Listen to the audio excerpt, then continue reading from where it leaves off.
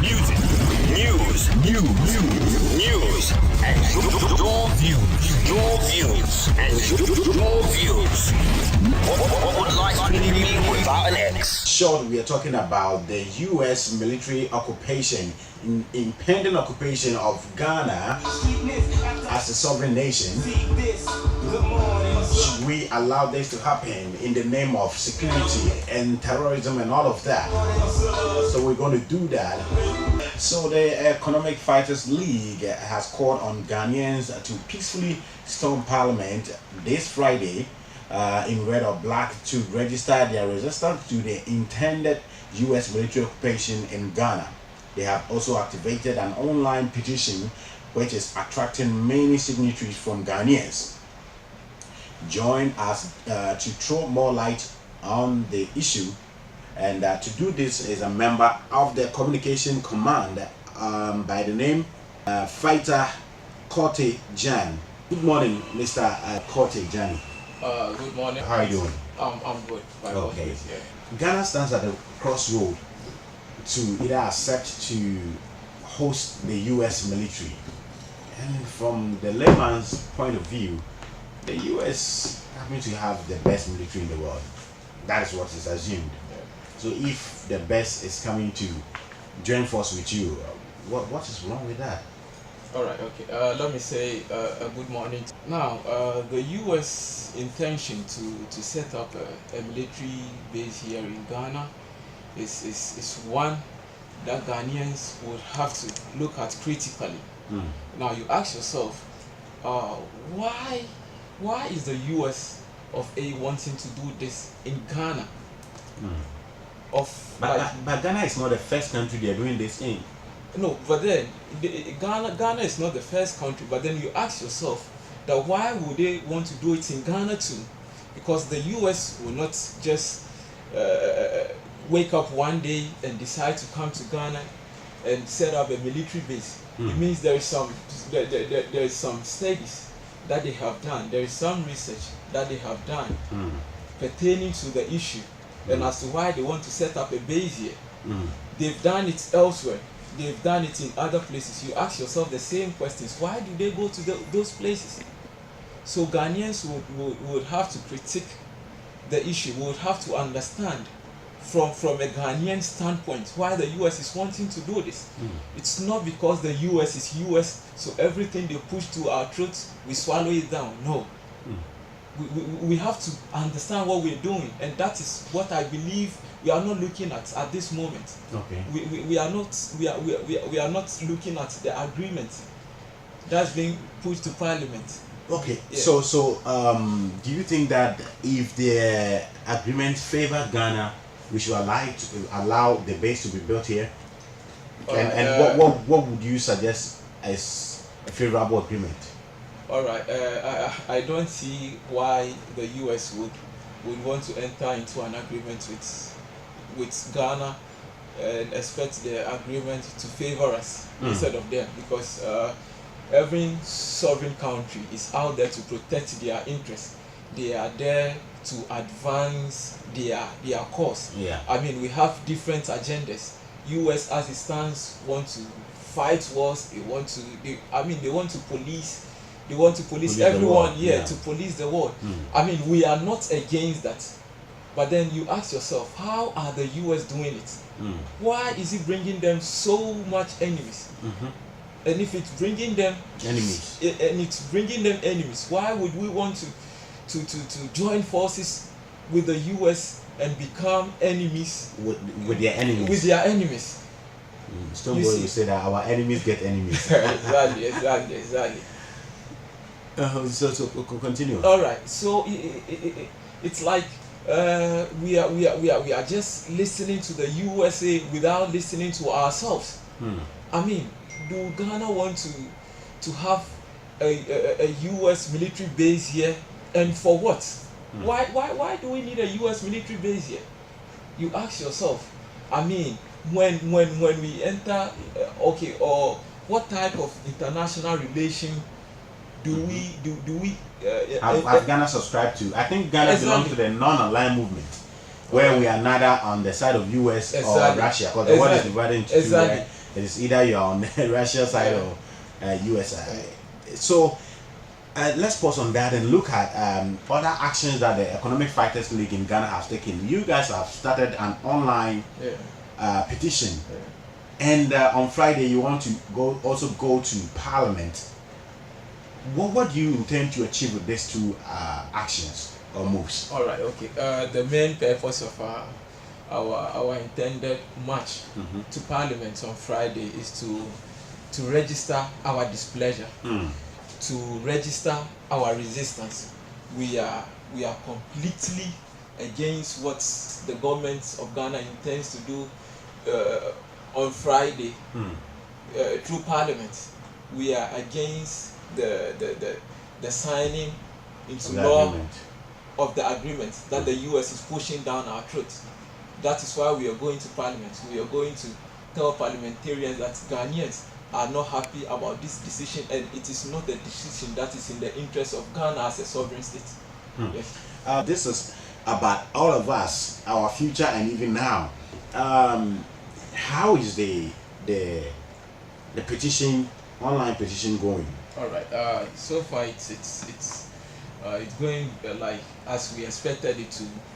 Yeah, Ghanaians are appending their signatures to the petition we put out there. Ghanaians are making it clear that they are not happy about the decision of government to allow the US to establish a military base here. Ghanaians are adding their signatures. The numbers keep growing. Every second you check, there's a new signature added to the petition, and we are happy about it. It's giving us a lot of gusto. It's giving us a lot of fame. We are happy. We are happy that finally Ghanaians are awakening to reality. Yeah. So on Friday, when you guys get to Parliament, what exactly are you going to do there? All right. And with the petition, who are you going to submit it to? So first question, what are you going to do in Parliament? All right. So on Friday we are going to Parliament cladded in red and black cloths. And when someone wears red or black in Ghana, usually you know what that means. Yes. It means our eyes red. So on Friday we are going to wear red and black and go sit peacefully in the gallery of Parliament and watch proceedings and watch how it all. How easy is that going to be? Because last year, I think during President Mohammed's time, a group of people, when they decided to march from Agogoshi to Parliament, it turned something nasty, and I think since then they even decided to build a police station at Parliament. So are you guys applying for a permit to do this march or what? Yes, we are using all the provisions made available to us by the Constitution, which guides all of us. So we are going to do this peacefully. We are going to do it legally. We are going to make sure we don't exceed our bounds. We are going to make sure we remain in the right frame. So as I talk to you now, like there are people out there making sure that like everything goes as we plan, and if we have to call it if we have to call it off because we didn't be able to control it as we would want to, then we will do it, because we wouldn't want to do something that would go against the laws of Ghana. So we are going to make sure we do it, and we do it right. Yeah. Somebody is listening from Uganda, and he has sent me the message. He says that in Uganda we advise the president to throw this bill away. And it looks like it's not only in Ghana that this thing is going on. What help do you need from Ghanaians? All right. Okay. In terms of this march and all of that. All right. With what we want to see Ghanaians doing, I would want to take some lines from the Obrafo tune that you dropped. Yeah. I like music a lot, and Obrafo is one of my biggest inspirations. Okay. Osi obibini umre asunse obema umre so. Exactly. That is exactly the message we are sending out there to Ghanaians. We want the black man to come to the fore. We want the black man to know that it's about time they live their own truth. It's about time the black man throws away all the brainwashed education that he has, and then comes to the foreplay and also put something out there.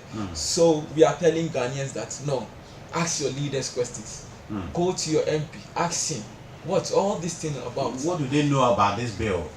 Well, it will shock you to know that there's some MP sitting in Parliament and he has never even heard about this bill. We have problems, and then the only way we can solve our problems is for us as a people to unite, forget about our political party affiliations, come together as a united force and do something great for Ghana. Yeah, we have to put. Yeah. So on Friday, are you going to merge at a particular place before you get to Parliament, or you're going to Parliament individually to meet there? That Parliament will be the merger place of meeting. So today is Wednesday. The communication command is still locked in a discussion as to how we intend to march to Parliament on Friday. So by close of day today, we will conclude on that discussion, and then we'll issue an official communique on how the whole thing is expected to go, and then we'll put it out there on social media where we have a large following. I mean, yesterday when we told people that, oh, this is what we intend to do on Friday, I mean, the craze out there was it was amazing. Everyone, like, I mean, a lot of people showed interest, and people are waiting to know the details, like you've just asked me. So we'll roll it out, maybe hopefully by close of day today or first thing tomorrow morning. One thing that I want us to look at before you leave the studio is that most of the time when these kind of deals are going on between Ghana and big nations like the US, it looks like there's a lot of intimidation on the part of the bigger nation like the US, and that makes our leaders fear. And they let them, sometimes they can let them know, if you don't agree, if you don't do this for us, this is the consequences for you. Are Ghanaian youth ready to protect their leaders if they listen to them in terms of this call that the government should listen to Ghanaians and not listen to the foreign nation? Are the youth, are the people ready to stand behind their leaders? And what role or action must the leaders play for the youth or the people to stand behind them? All right, okay. The Ghanaian youth has always been ready, but for some reasons, you know, it's a whole mind game, man. We have become so divided. I'm talking in terms of the youth. We have become so divided. I remember once upon a time we decided to start a social movement in Nima. You know, that's where I hail from. And then, I mean, you go to them, you tell them this is not about the NDC or the MPP, and then they lose interest all of a sudden. I'm like, Charlie, this is serious. You see, there's this mindset that most of the youth have, that they can't. If it's not NDC and MPP, then it's not worth fighting for. Yeah, and I mean, it's the system. It's the system that has made them so, because at the end of the day, you would have to subscribe to one of these two parties before you are able to do to do good. I mean, but is that the reality? No, it's the reality out there now. No, I'm like, can't you do anything without these two? No, you can, you can, but then usually. But I think it's just a mind. Yeah. That's just a mind game. Yeah. It's a perception that the people have created for themselves. Yeah, it's a perception, you will say that, but then at the end of the day, you still need someone up there who would introduce like policies that favors you. And I mean, even if it doesn't favor like society as a whole, once you've got someone in there, I mean, you can always pull your way through. But should that be the case? No, that shouldn't be the case. That's what I'm saying. That shouldn't be the case. But then it has become the norm now. You understand? So the Ghanaian youth is not united enough to fight for this noble cause. If we can come together and put aside our political party affiliations, I mean, we'll do good for ourselves and our country. But then the question is, are we ready to do it? No, you see, this same thing that's happening now. You recall back when President Mahama Was the president? was the president and brought in those Gitmo 2 guys. Gitmo 2. You see this current crop of MPP youth. I mean, they were all over social media making noise about it. Now the table has The turned. same The thing is same coming thing. in. Now And even dangerous than the Yes, Gitmo 2. and now it's the MPP who are defending, and it's the NDC who are against it. So you ask yourself, is it that we are refusing to think for ourselves and building our minds around what our political parties teach us? I mean, people are refusing to set their minds free, and it's dangerous. It's a dangerous situation. Yeah. Tell people about the impending march in Parliament Alright. and the petition. All right. Okay. So my final words are going to be very simple. I want to tell Ghanaians, especially the youth, that it's about time we begin to become patriotic. I mean, the love for our country has gone down. We are giving all the love to our political parties, and it's not helping. It's not helping us. It's not helping the country. So let's just do away with that and find a common front to meet at and agree on issues. I mean, that's the only way to our salvation.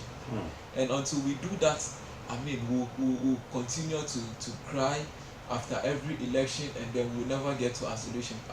With the march, I mean, with all those who have sent me messages to ask as to where we are meeting and what time, blah blah. All I want to say is, by close of day today, we are going to give out that information, and then we are going to make sure we visit like some key places before our intended march on Friday. When you say you visit places, what? Yeah, we have at the Economic Freedom League, we have what we call cells. I mean, community-based like organizations which represent the interests of the Economic Freedom League. So maybe we'll probably go to a place like Nima, where which we consider to be one of our strongholds, where we have a lot of our members residing, and then we also go to a place like Dansuma, where there are a lot. I mean, for Nima, I'm sure you're not surprised as to why we have a lot of because that's the ghetto. And I mean, they are the ones who are seeing the light quicker than the rest, because the real hustle goes on there. They've been voting. So yeah, when I say we'll visit places, I mean that's exactly what I mean. A quick one before I let my guests go. People are sending messages about where they can join and how they can join the Fighters League. So Jenny, let us know. All right. Okay. So to join the Fighters League, it's very simple.